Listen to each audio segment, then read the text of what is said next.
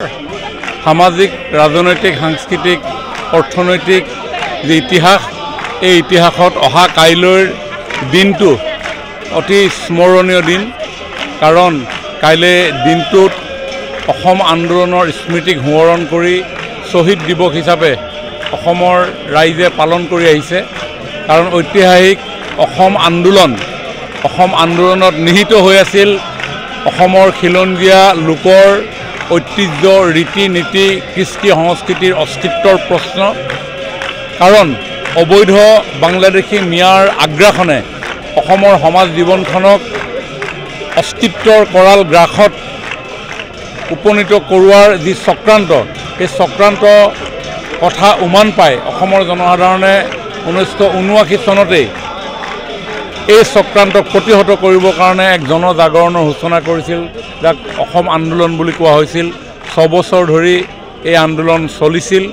আৰু এই 6 বছৰীয়া অসম আন্দোলনত 855 জন লোকে প্ৰাণ আহুতি দিব লগা হৈছিল হাজাৰ হাজাৰ লোক পংগুত্বৰ জীৱন আকোৱালি লৈছিল বহু জীয়ৰী গাভৰু ধৰ্ষিত হ'ব লগা হৈছিল এটাই প্ৰশ্ন আছিল সেইটো হ'ল অসমৰ অস্তিত্ব ৰক্ষাৰ প্ৰশ্ন আৰু সেই অস্তিত্ব ৰক্ষাৰ আন্দোলনত যিসকলে আমাৰ বৰ্তমানৰ প্ৰতি লক্ষ্য ৰাখি তেওঁলোকৰ অমূল্য জীৱন অৰ্পণ কৰি থৈ গ'ল সেইসকলক স্মৰণ কৰিবৰ কাৰণে এই শ্বহীদ স্মাৰক উদ্যান অসম চৰকাৰে নিৰ্মাণ কৰি উলিয়াইছে অহা কাইলৈ আনুষ্ঠানিকভাৱে উদ্বোধন কৰা হ'ব আৰু আজি মাংগলিক অনুষ্ঠানেৰে বন্তি প্ৰজ্বলনেৰে আমি এই কাৰ্যসূচীৰ শুভাৰম্ভ কৰিম আমাৰ কাৰণে এটা গৌৰৱৰ দিন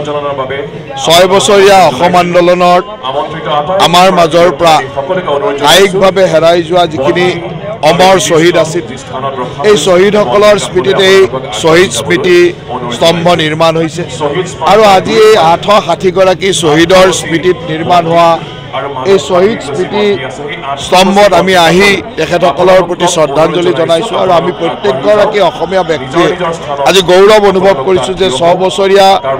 বিদেশী বহিষ্কৰণৰ এই আন্দোলনৰ শ্বহীদসকলক এই ধৰণে আমি শ্ৰদ্ধাঞ্জলি জনাব পাৰিছোঁ আজি সদৌ অসম ছাত্ৰ সন্থাকে প্ৰমুখ্য কৰি সকলো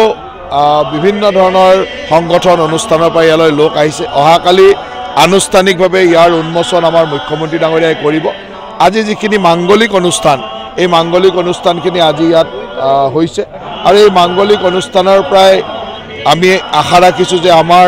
শ্বহীদসকলে যি পথ দেখুৱাই দি গ'ল তেখেতসকলৰ এই দেশপ্ৰেমেৰে উদ্বুদ্ধ হৈ যাতে আমি সকলোৱে ভৱিষ্যতৰ দিনত কাম কৰি যাব পাৰোঁ